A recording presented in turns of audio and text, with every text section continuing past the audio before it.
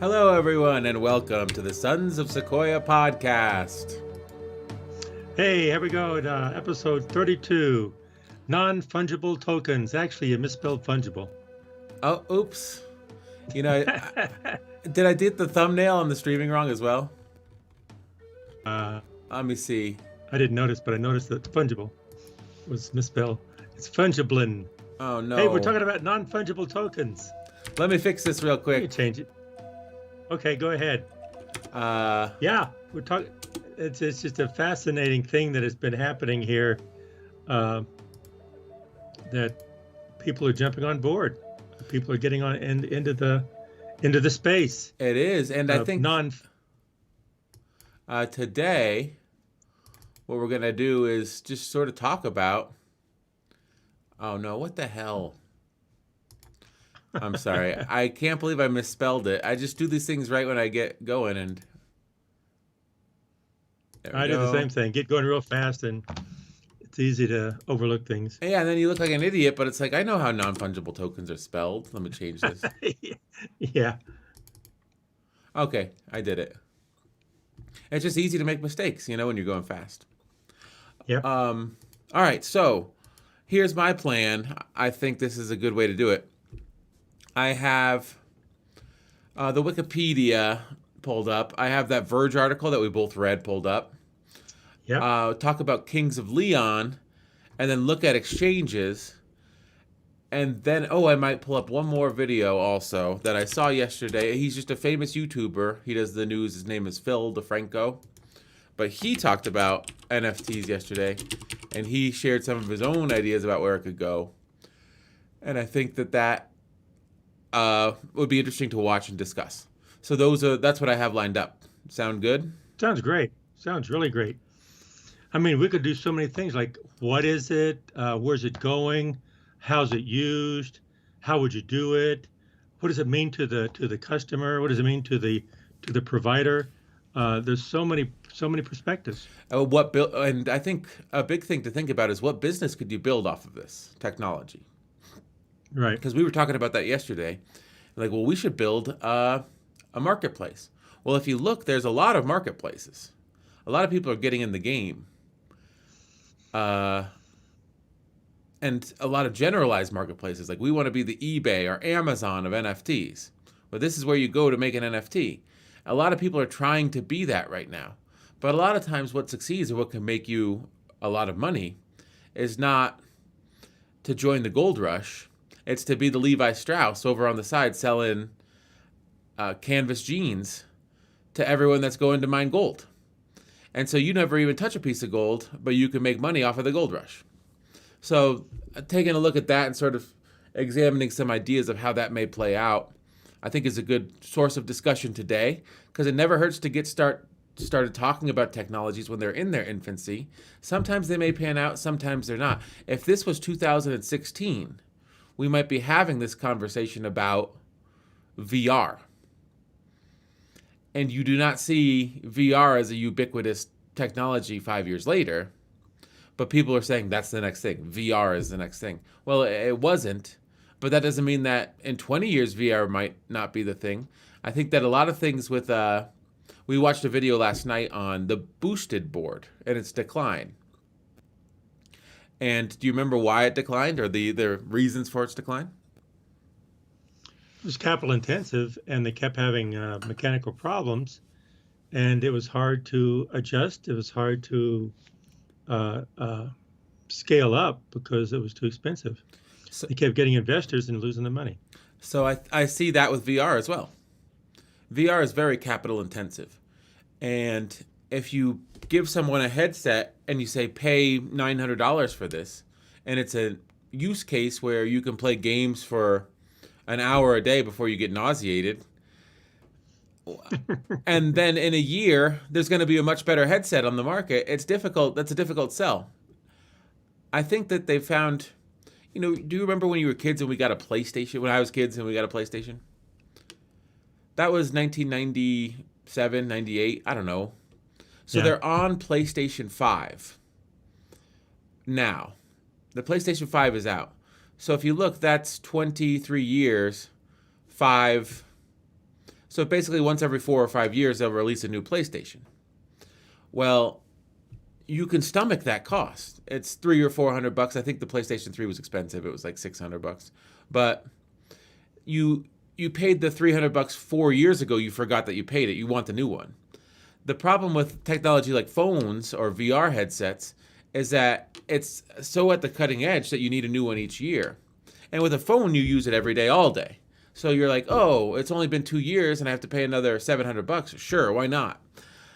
But with a VR headset, it's like, oh, that thing that makes me nauseous after I use it for 30 minutes? Well, yeah, let me just shell out another grand and hope that it's better this time. I think that people don't want to do that.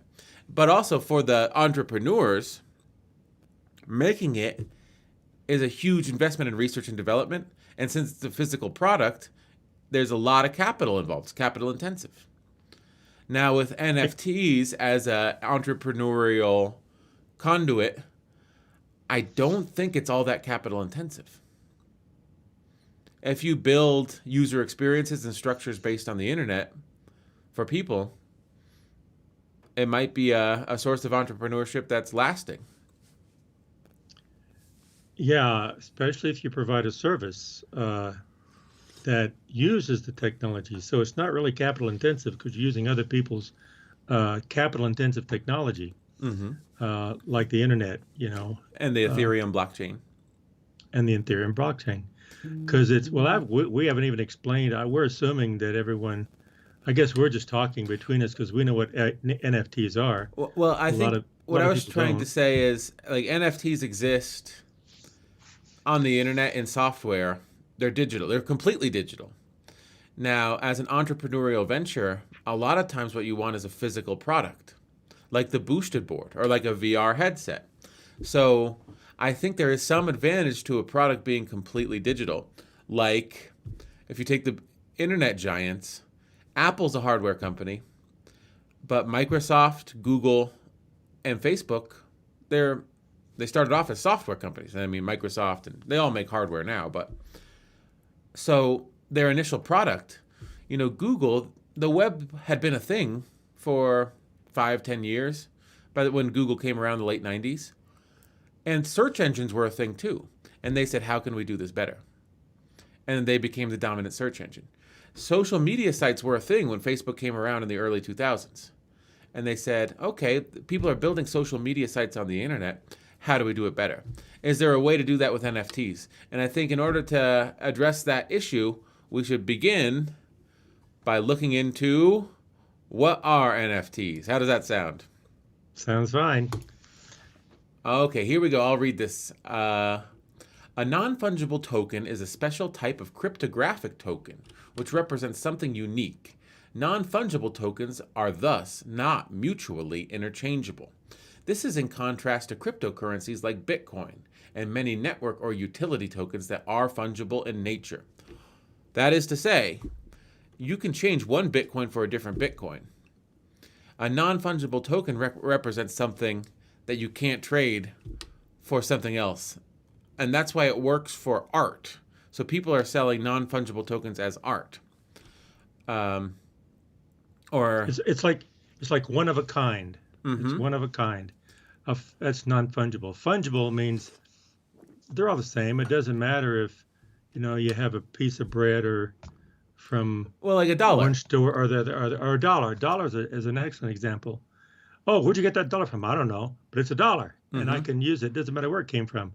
So the source doesn't matter. The way it was developed doesn't matter, but the value of it is fungible. It can be passed. It's equally valuable with all the dollars. They're equally valuable. Non-fungible means that dollar is special. So that's the non-fungible part of it, which is very interesting. Commodities by definition are fungible. Fungible is a characteristic of commodities, but these are not commodities. These are unique products that cannot be exchanged for another product of like value. They have value unto themselves. You can create that value, and I guess that's what we're getting into. And that creating the uniqueness of the value is these NFT infrastructure is what I think is really interesting. So let's talk about applications. This is just the Wikipedia. Non-fungible tokens are used to create verifiable digital scarcity, as well as digital ownership, and the possibility of asset interoperability across multiple platforms. NFTs are used in several specific applications that require unique digital items, like crypto art, digital collectibles, and online gaming. Art was an early use case for NFTs and blockchain in general because of its ability to provide proof of authenticity and ownership of digital art that has otherwise had to contend with the potential for mass reproduction and unauthorized distribution of art through the internet. In February 2021, a hype started when U.S. American digital artist Beeple's work, Every Day's The First 5,000 Days, was the first NFT artwork to be listed in one of the major auction houses, Christie's. A few days before, the meme animation Nyan Cat had been sold on an internet marketplace for $600,000. Now, let's take a look at this paragraph and just say, when is all this happening? February 2021. Yeah. And then this Nyan Cat was a few days before. This is all happening now. And that's why it's in the that's why it's in the public consciousness. That's why it's in the news, because I think NFTs have been around for years. But people are starting to say, the rich people are starting to say, where do I spend my money? And it's like, well, I've already, bought a yacht and a fancy car and I have several homes. Why don't I start buying digital tokens of art? So this is a big one. Later, popular blockchain games like CryptoKitties made use of NFTs on the Ethereum blockchain. NFTs have also been used to represent in-game assets, which are controlled by the user instead of the game developer. This lets these assets be traded on third-party marketplaces without permission from the game developer. So imagine if by playing Fortnite, you can either give them your credit card and you get V-Bucks. Then you get V-Bucks to buy skins. Well, imagine if instead of getting V-Bucks, or instead of buying skins with V-Bucks, you bought it with a non-fungible token. I don't know.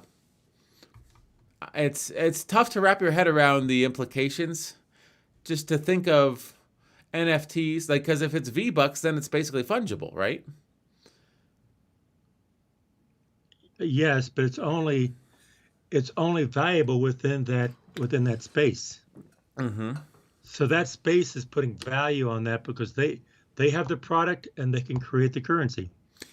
Okay, so they're creating your currency within that space, and they have the product, so they have control of it, and so they can monitor it. But the NFTs are tokens, and so the tokens will have value. But the non-fungible nature of it is that it becomes more valuable because it's unique. Mm-hmm. And then the value could be dollar value. But then again, the value also could have other types of value too, that within a certain space, you can Venmo something. And then all of a sudden that Venmo begins to grow. Translating that to dollars could be a whole different type of exchange.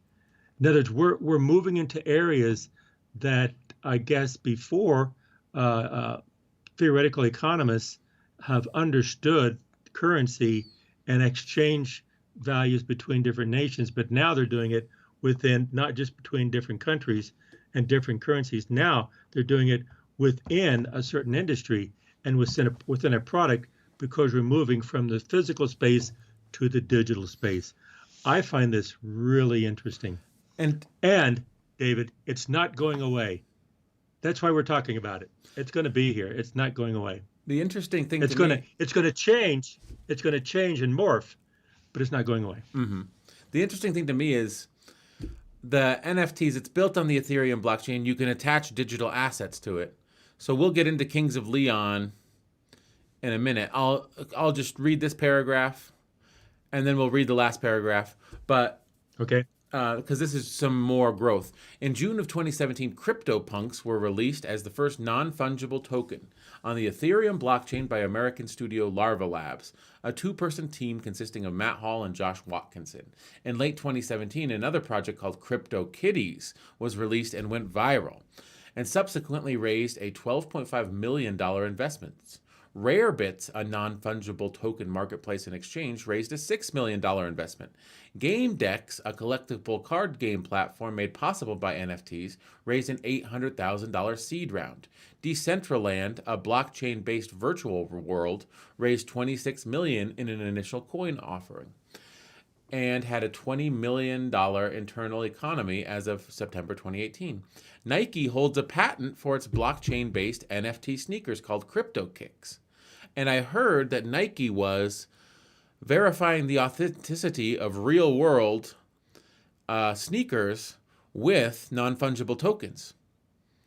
So your purchase of very rare sneakers, Nike makes 100 pairs of Yeezys or Jordans, just to make the normie crowd understand more. You make 100 pair of special Jordans, and when you purchase those, you also purchase an NFT, and there's only 100 NFTs, and that's sort of like your certificate of authenticity, because Nike knows for a fact that someone can go out and buy leather and shape it to look like the Jordan, but no one can reproduce that NFT. It's cryptographically protected. It's unique. Fascinating, huh? It's protected because of the blockchain. Mm-hmm. The blockchain can't be hacked. I mean, and so your authenticity is tied to the blockchain.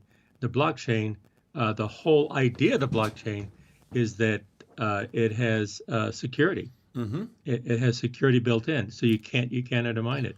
And so if you have the token for that product, like your Nike shoe, then that is your shoe. You have a token, and they probably would say, "Hey, I have a token for this shoe. Where's your shoe? It's worn out, but I got a token of it. I had one. I owned one." I think less about being worn out, because these people, like for the limited runs, they don't wear the shoes.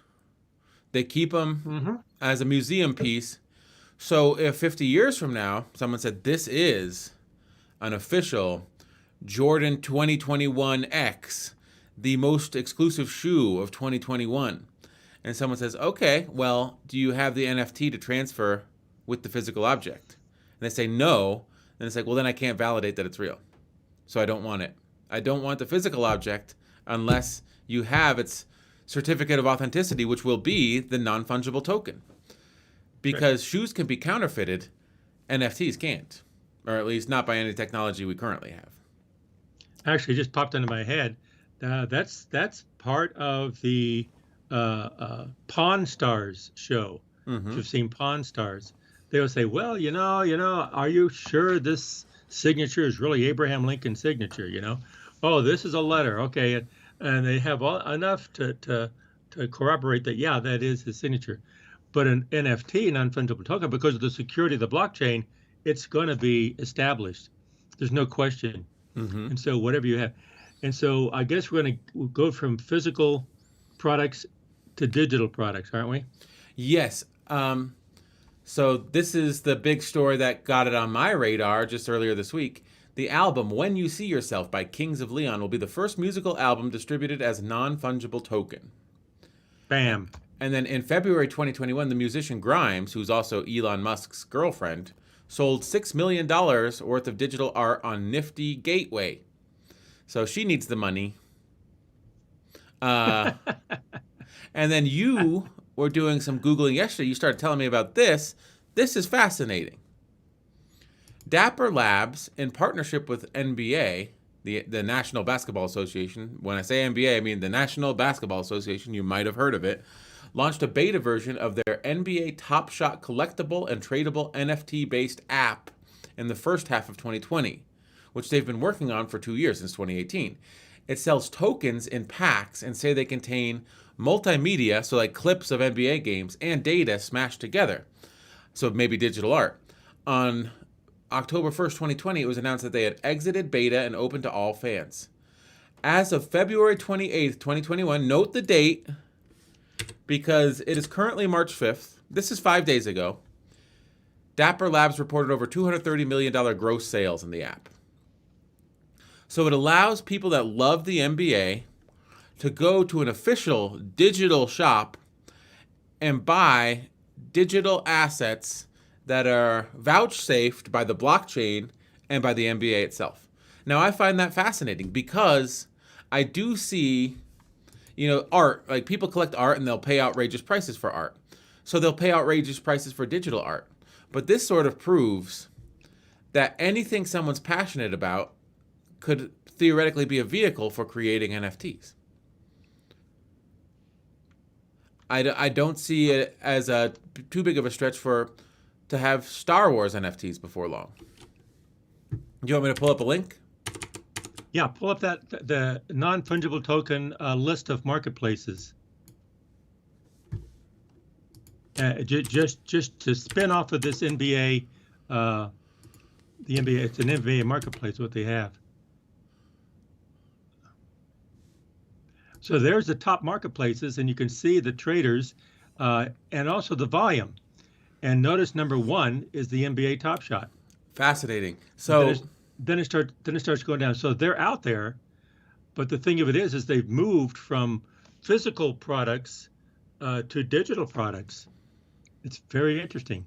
So you're right. This was like 5 days ago. So there's $4 million a day going through NBA Top Shot. That's pretty impressive.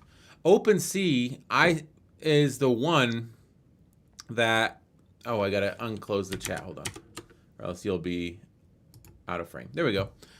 OpenSea is the one that Kings of Leon has built their album on, and we'll get to that. And we'll get to that in a second. CryptoPunks is one of the first ones, and the one that Grimes sold hers on, Nifty Gateway, that's not even in the top 12. Fascinating, huh? Yes. So we're going to get to OpenSea in a minute. But maybe I'll show you the Philip Defranco because we're still in the explanation phase. We're not in the application phase just yet. Okay. But I want to play this video. I'll get to it. The more that I look around,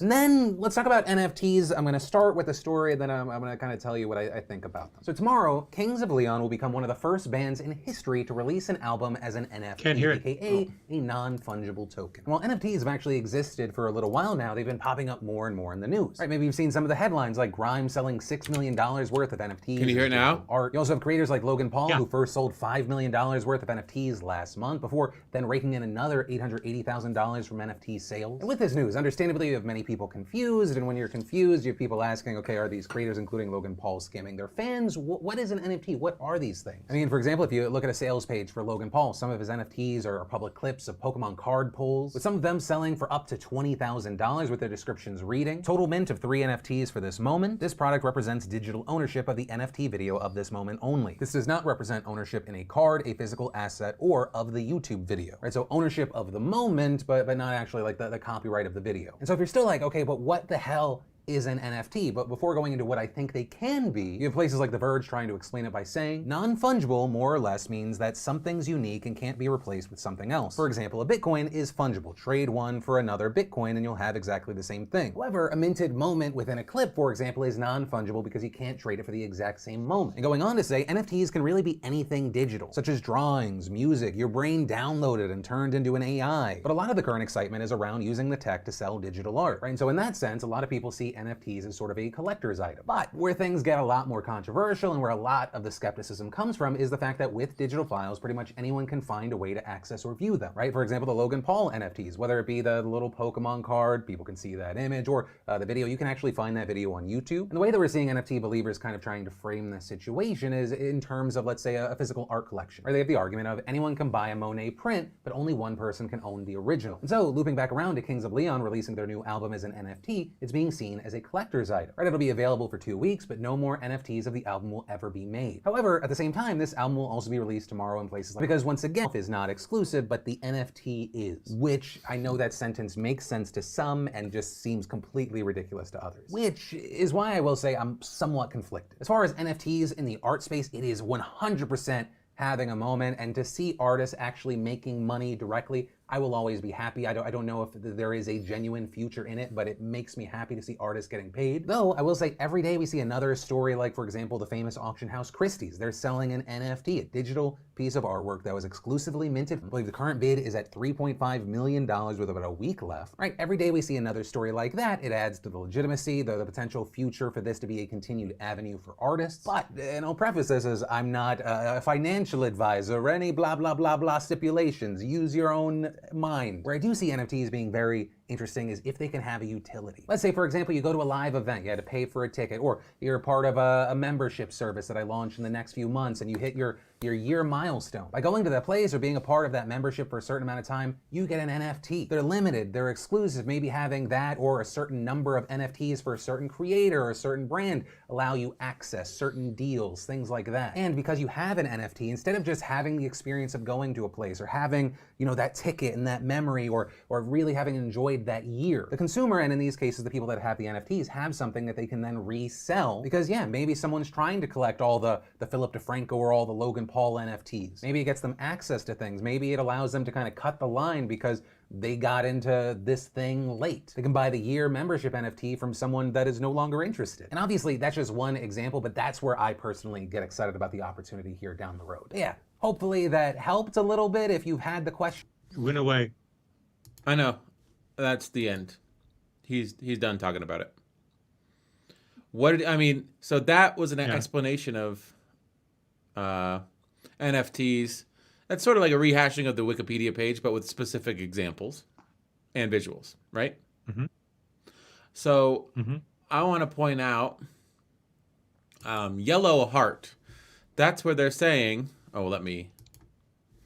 Yellow Heart is where you can get your Kings of Leon album in 30 minutes.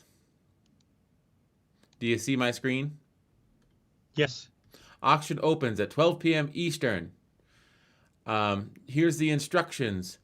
And it's powered by OpenSea, which is one of the, they say OpenSea is one of the marketplaces. That was the second biggest one after the NBA Drop Shots. Now let's go to OpenSea, because when I was doing research on this yesterday, I typed into YouTube NFTs, and there were the people on Coinbase, which is a large cryptocurrency website, and it has been for the last 10 years. And they were talking about this one right here, Burnt Banksy. Do you see it? Mm-hmm. So it's at $15,000, 322. These people bought a Banksy. Banksy is a real artist. He's a legitimate street artist. He's one of the most famous artists in the world. His pieces sell for a lot of money. This is a small, I think it's like an 8x10 drawing. Oh, it's a print. Print 325 of 500. A group of investors, I think in New York City, paid $100,000 for this print. And then they took it to a park in New York, and they set it on fire, and they filmed it. And they're selling the video of them setting it on fire as an NFT. Oh, wow. That's what's being sold. It's not the print. So they're banking that the stunt of them taking some famous artist's work and burning it and filming it and then selling that moment as an NFT will earn them back more than the $10,000 they invested. Fascinating, huh? I mean, the $100,000 they invested. And right now they're at 15% after 2 days of auction. So I kind of want to follow this just because they might get screwed. But you know what they say in Ireland? God loves a trier.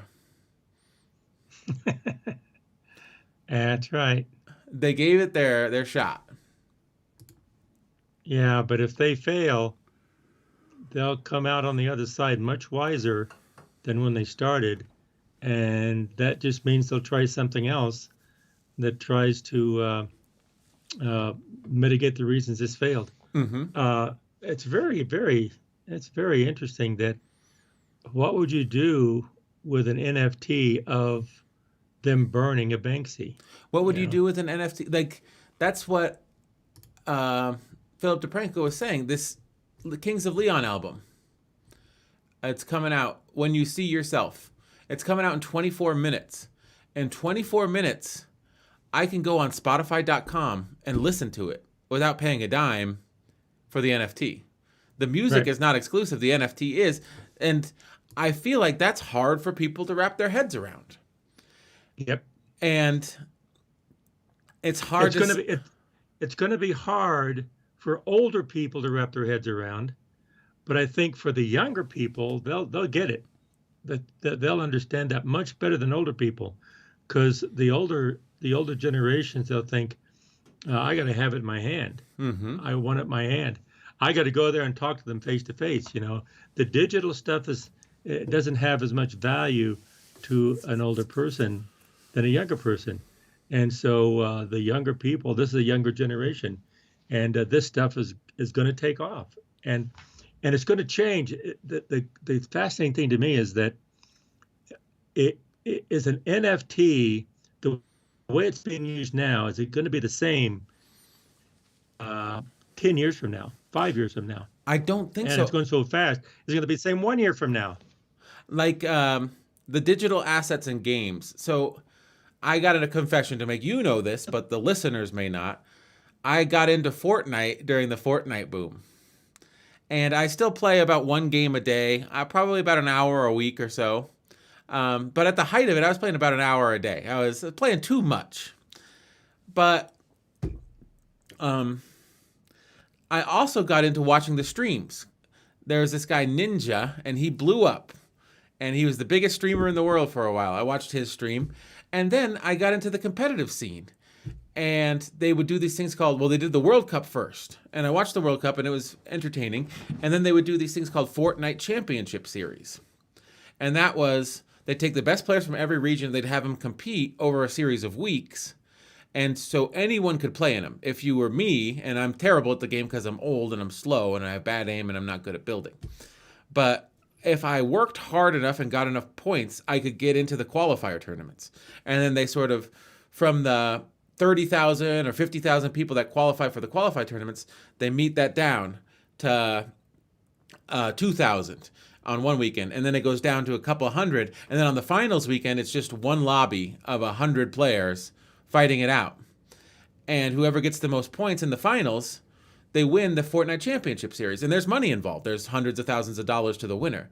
But what else you get is, in the game you have to pickaxe. They call it Fortnite because you build forts, so you pickaxe your environment. Well, you get a one-of-a-kind pickaxe that is only available to individuals that have won the Fortnite Championship Series. So 8 regions, and they've held 4 of them. There's 32 people in this world, or 32, sometimes there were teams, but there's just 32 entities available in this world that have access to that pickaxe. So if you're in the game and you see someone coming at you and they're holding that pickaxe, you say, whoa, this guy won a Fortnite Championship Series and no one else can get that. I think that's what they're saying with digital gaming assets. And the fascinating thing for me is when I got into it, I realized a lot of these young people, and I think even more so with the pandemic, their environment and their world is more digital than physical. So their desire to have digital assets is actually stronger than to have physical assets. Like if you have an iPad and that's what you play your games on, that's what you do everything in the world on, watch your movies, like you would rather have assets in that iPad or in the digital realm than in the real world because you spend all day on your iPad anyway. It's like the military. You'll have your uniform, you'll have your insignia, you'll have your rank, you'll have your medals, okay? You don't come out with a fake rank. You don't come out with a fake medal or a fake your unit. You don't come out with a fake, because if you do, boom, in that environment, you'll be court-martialed, Okay. Okay, but does that mean someone else who's not in the military could also wear that? Of course they could. They don't like it, but they could. But the point, what I'm getting at, is that within the military, there are strict rules that people live by, and within the digital realm, there are rules that people are gonna abide by. Isn't that what you're saying? Yes. And there's, I think there's, I've heard of this called the Stolen Valor Project. It's a guy that has a nonprofit that he finds military imposters. And what it is people like on the internet saying like, oh, I'm a Marine drill sergeant, you know, take my course in self-defense. And someone looks into it and it's like, this guy was never even in the service. Like, you should not be able to trade on that if you did not serve. And so there are people out there that they have stolen valor nonprofits. Now, what if by virtue of being in the military, you get an NFT for being a private first class? You get an NFT for being a second lieutenant. You get an NFT for being a brigadier general. That would be fascinating. It would be. It would be. And it's on an open blockchain. On an open blockchain where you can, if someone makes that claim, you can go and take a look at the blockchain as a ledger of events and see, oh yeah, he was issued that. That's fascinating, don't you think? Mm-hmm. Yes, it is. Yes, it is. Because the whole one significant value of a blockchain is security. You can't put fake things on there. They won't take it. And accept it. You could write into the contract when you issue someone that coin, that token, it's non-transferable. So you were in the Army, you were an officer, a second lieutenant, you can't give me your NFT because I never served. That's right. And that makes sense, right? And that's the thing about these smart contracts on the Ethereum blockchain.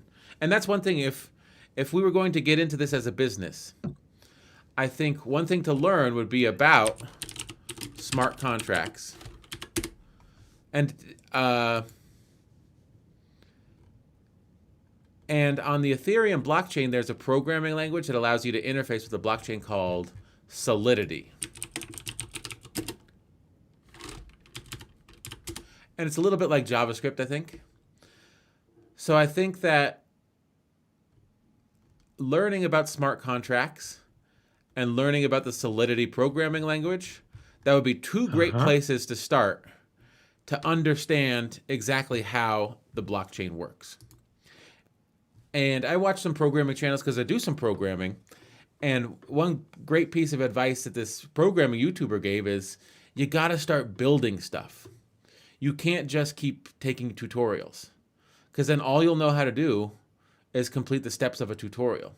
What you got to do is sit there in front of a project and say, I want to build this. And then you work until you have built something that sort of looks like that. And then the next time you try to build something like that, it'll look even more like that. And then you'll get to the point where you're so good that you'll say, I want to build this, and you'll be able to program it, and you'll have features that weren't even in your initial conception because you're so good at programming. And you'll start to, like, that's the only way to do things. And that's like in music, when I play with people, a lot of times, if they're at a lower skill level, I just proceed as if I expect them to be at a higher skill level. And then they don't have time to say, oh, what's this note? What's that note? It's like, just keep up. Either keep up or fall behind. And it makes them a better player. Because they'll learn that a lot of it is about confidence. The confidence to just go forward and do it. That's probably the best advice anyone can give anyone. I do the same thing. I tell my students the same thing. And I say, okay, just do it. And I'll help you do it. As long as you get through it one way or the other, having gone through it, you've seen, whether it's right or not, you've seen how to do it. Mm-hmm.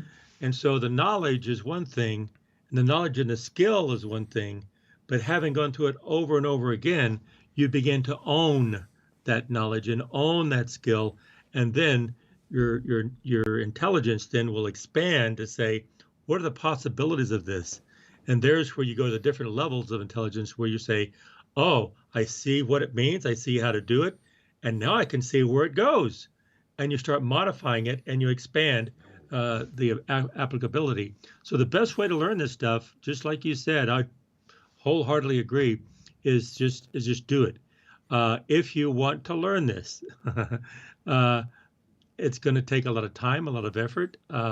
So you pick, choose your direction and choose your pony wisely, because it's going to, no matter how smart you are, no matter what you do, it's going to take a lot of time and effort, and blood, sweat, and tears.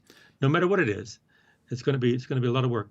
Well, I mean, as long as we're talking about NFTs and digital art, I think that's a good advice, because I think of Pablo Picasso as an artist.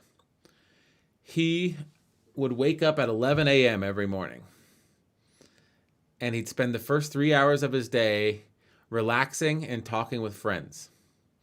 So you have these people that are like productivity gurus that are like, wake up at 5 a.m. and run 6 miles and then eat, a series of nutritional powders that I'm selling you, and do 100 sit-ups, don't drink coffee, and it's like, and then, well, Pablo Picasso would sleep till 11 every day, and he'd spend the first 3 hours of his day hanging out with his friends. Then around 2 p.m., he would paint for 3 hours. And then he would take a break. He would hang out with his friends and eat dinner. And then around 8 or 9 p.m., he would paint until 2 or 3 in the morning. And he loved painting so much that all he wanted to do was hang out with his friends and paint. And that was his schedule. And that's why there are tens of thousands of Picassos out there, because he spent his entire adult life painting for 6 to 8 hours a day. And they said the day he died in the morning, and he was found dead in his bed. And he had spent the last evening from 10 in the evening until 3 in the morning painting. So he painted up until hours before he died. I think that means he was doing something he loved. No one was telling him, You got to go paint. He wanted to paint. And I think that joy and that passion was communicated through his works. So if you're going to do something, you should be passionate about it. I think that's the point you were making, and I was just giving a story to sort of back it up.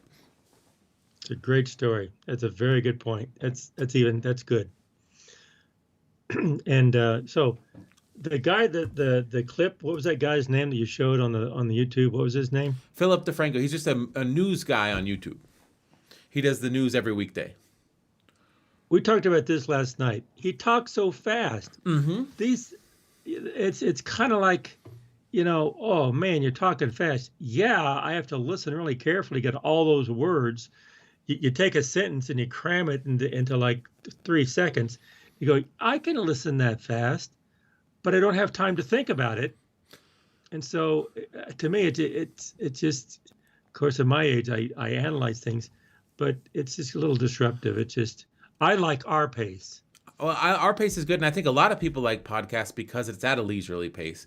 With YouTube, of course, this is on YouTube, but with YouTube, I think they've discovered any pregnant pauses, any time spent sort of cogitating or, chewing your thoughts, like me saying, any time spent, it gives the person an opportunity to click on another video.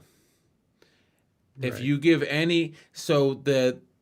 the information, like with Philip Defranco, he machine guns it at you. And the reason why is because unless you're actively paying attention, you're not going to get what you want out of the video. But if it's slower, you're going to say, I'm bored, and you'll click away. And it's sort of the medium determining the style. He doesn't want anyone to click away. He wants them to stay until he starts reading ads. So he gives them information where it's like, you can't click away because you have to pay attention to get all this information that I'm giving you in a rapid fire format. Well, there's another element that I always find when I hear people talk fast. I get annoyed. Like, what are they're trying to pull something over my eyes. They're trying to fast talk me into something. I don't care anymore. Mm-hmm. Now, maybe that's my age, but hey, this guy's talking too fast. I don't like this at all. Yeah. He's forcing you down this rabbit hole. So he's dragging you down this this mine shaft. Like, wait a minute, I'll go there if I want to go there, and it makes me uneasy. Well, it's sort of like, I think the 15 minutes or 13 minutes of Philip Defranco's show is a lot like the 20 minutes of your evening newscast that's interspersed with 10 minutes of ads. So he's going at not 2x speed, but probably 1.5x speed. Does that make sense? Yeah. He's making 20 minutes 15. Yep. But anyway, getting back to NFTs, it's something that's going to continue to grow. Mm-hmm. And it's going to. My experience in the real world is that it's going to grow. It's not going away, but it's not going to be the same. Things always change as they grow, and so getting back to your very good point, David, it's going to change, but the best way to take advantage of anything is to be right in the middle of it, doing it, and change with it. Mm-hmm. So if you're doing it, you're seeing it change, and be flexible and change with it. Today, because of the digitization of information and products now, and NFT is a product. It's a digital product. It's an ownership of other things. Anyway, what's happening today is you gotta be involved in it, Mm-hmm. and you got to change with it. Be very, very flexible with it. Now, historically, the theory is you have to be flexible when things begin to change, but things would change over 3 to 5 years. Yes. Now they're changing over 3 to 5 days or 3 to 5 weeks, and so you have to be flexible, much more responsive to these changes. And so I think so. The question is, where is NFT going? Where is it now? If you're getting on board, how do you do that? And then who knows where it's going, but you need to go with it. Yeah. If you have a passion in doing that. I think that this is my back of the envelope calculation. I think certificates of authenticity in the future, they'll be issued on the blockchain. And they'll be NFTs. So this is a game-worn Mike Trout jersey from 2021, signed by Mike Trout. And instead of getting a certificate that comes with it, or you might get a certificate too, but your verifiable ability to prove that it's real is the Washington Nationals. I don't even know if he's still with the Washington Nationals, but whatever. Some organization gives you an NFT that says, we're going to send you this gift, and digitally we'll send you an NFT that can live online, and no matter where you go, you can prove that this is a Mike Trout game-worn jersey because you have the NFT that comes with it. And no one will ever accuse you of forging it. Of course, you could forge it and try to present a forgery with the NFT. I don't know. I think that... But you go to blockchain and vet it out very quickly. Mm-hmm. So the question is, let's say the physical, the jersey,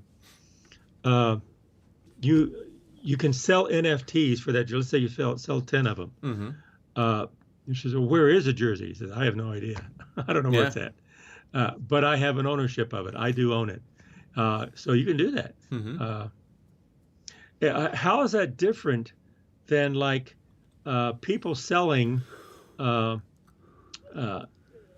Brooklyn Bridge in New York City back in the 30s? He says, you see what I mean? Yeah. So you have, it says they would sell, they'd say, let me sell you the Brooklyn, I'll sell you my ownership in the Brooklyn Bridge. Basically, that's what it was. Mm-hmm. And a quitclaim deed, you have a deed to this. But the quitclaim deed says, my ownership or my interest in this, I'm selling to you. Yeah. And I had none, and so I'm selling you nothing. But then again, to me, it seems like similar, but it's not. But those kinds of things need to be explained. Yeah. Because the physical jersey, who knows where it's at? I don't know. But I have ownership of it, Yeah. So here's the crypto kicks that we were talking about. Yeah. Nike has a patent to issue non-fungible tokens linking the shoe to the Ethereum blockchain. When a consumer buys a genuine pair of shoes, a digital representation of a shoe may be generated, linked with the consumer, and assigned a cryptographic token, where a digital shoe and cryptographic token collectively represent a crypto kick. So here's my question. Do you understand that? That's what we're talking about. Yeah. You lose the shoes, or the shoes get worn out, or the shoes get destroyed in a fire. Does the token have value at that point? Seems to me it does. It does. Whether the shoes exist or not, that token has its own value. Mm-hmm. It has a life unto itself.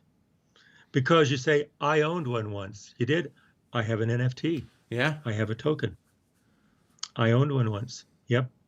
So people like again, the old snake oil salesman or the elixir salesman of the 1800s, they go around in their little wagon and say, this right here will cure all ails. This kind of thing. And so they go, oh, okay. It says, no, it doesn't. And it says, yeah, it does. And so they'll get out of town before they get.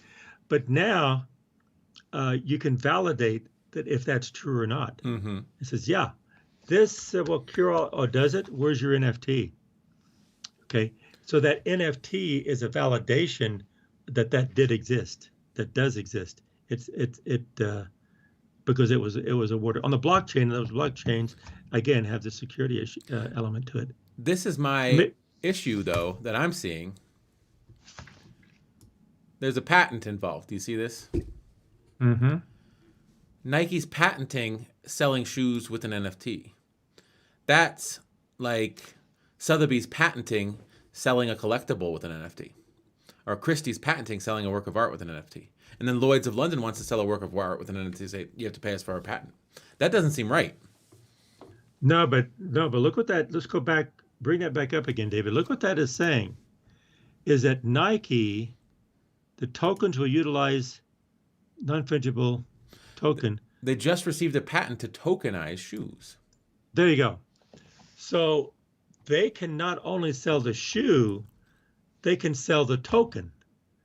Those are two different things. They're connected, but they're different. So Nike has a patent to sell tokens. To tokenize shoes, specifically. To tokenize the shoes and sell tokens on the shoes. See what I'm getting at? Mm-hmm. Now, were they granted this patent by the Patent and Trademark Office because they're a shoe manufacturer? Or can I apply for patents to tokenize stamps and ancient coins and ancient currency and books and trading cards and anything else that anyone might collect, records, and say, I am going to be the authority. I want the patent to tokenize old records. And I should get it because it was my idea. Or did Nike get the patent because they manufacture shoes? Do you see what I'm saying? Absolutely. Which begs the question, could David, grandson of Sequoia, apply for a patent to tokenize Nike shoes? But it sounds like the patent that Nike was issued was to tokenize shoes, not to tokenize Nike shoes. That's true. So they moved fast. So if Reebok wants to sell an NFT with their exclusive shoes, if Adidas wants to sell an NFT, will Nike say, you have to pay us a licensing fee for our patent? And is that fair? And if they're going to start issuing patents to anyone, is the play to make from a business standpoint, go out there and try to get a patent on things people collect? Trading cards. Or get a patent on assigning NFTs to musical albums. So and so paid, you know this, I don't know it, but someone spent all this money to own all the Beatles albums. Mm-hmm. But then the Sons of Sequoia come along and apply and get a patent to sell tokens of the ownership of the Beatle albums. Yeah.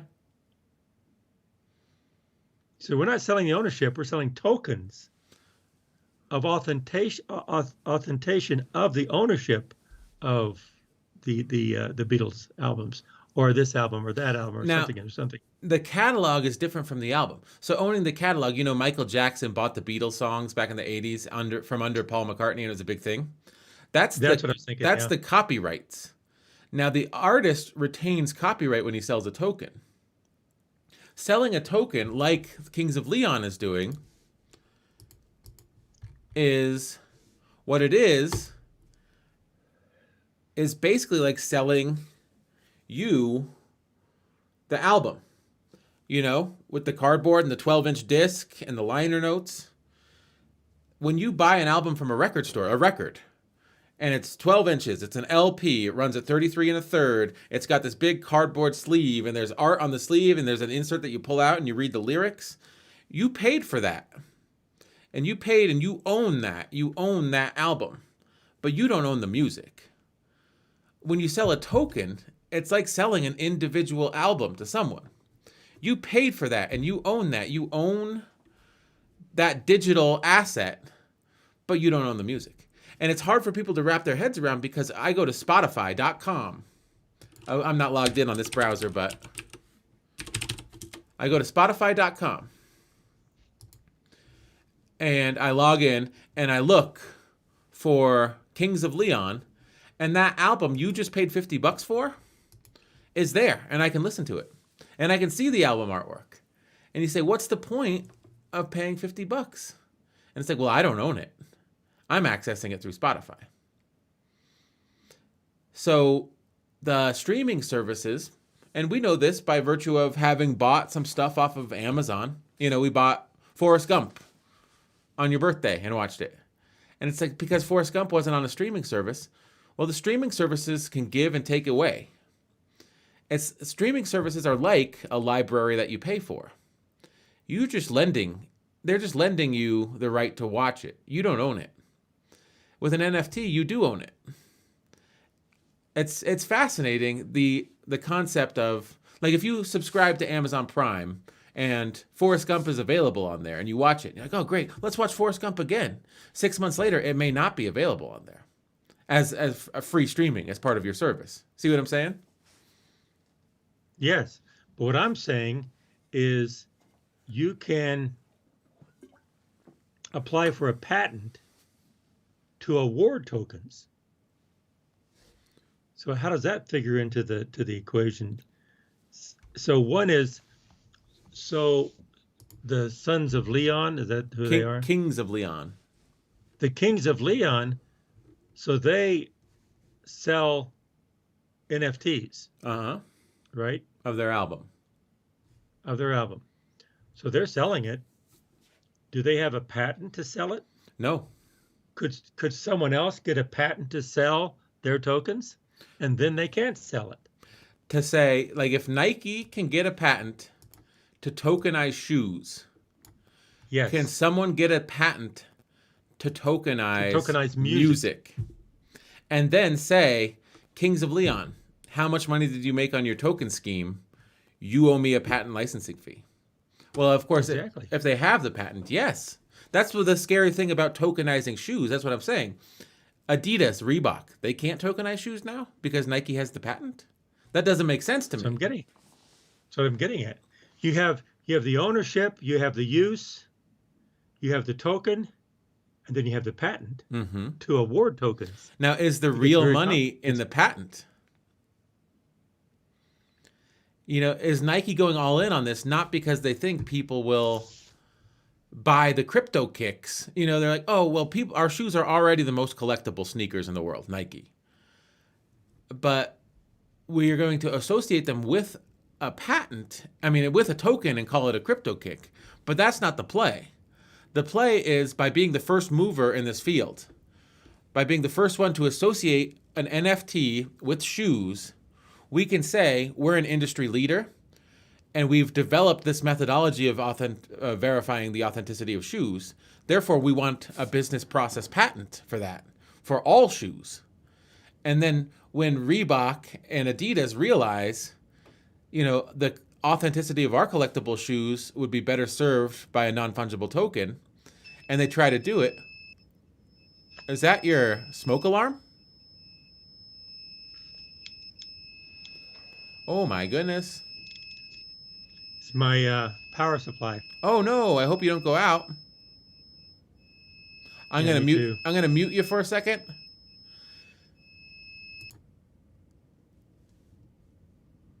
Can you mute yourself?